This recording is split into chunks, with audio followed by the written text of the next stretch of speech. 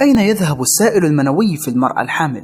سؤال تطرحه الكثير من النساء اللواتي يتساءلن إن كان الجماع أثناء الحمل مضر للحمل والجنين. لذلك في هذا الفيديو سنجيبكم على هذه التساؤلات، ولكن قبل البدء في تفاصيل هذه الحلقة لا تنسوا الضغط على زر اللايك والاشتراك في قناتنا الرسمية وتفعيل زر الجرس حتى يصلكم منا جديد الفيديوهات ولتعم الفائدة للجميع.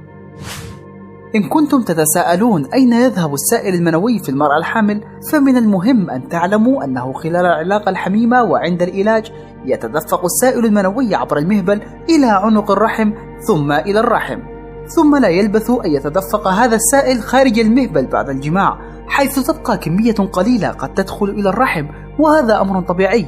إلا أن السائل المنوي لا يؤثر مطلقا على الجنين، لأن الجنين محمي بسائل يسمى بالسائل الأمينوسي، وهذا السائل يحتوي على البروتينات والكربوهيدرات والدهون وكل ما يمكن أن يساعد في نمو الجنين. ليس هذا فحسب، سائل الأمينوسي يحافظ على الجنين من أي أذى.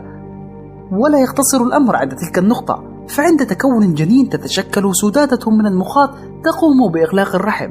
هذه السدادة تحمي الجنين من أي ميكروبات أو بكتيريا، والتي قد تدخل عن طريق ممارسة الجنس على سبيل المثال.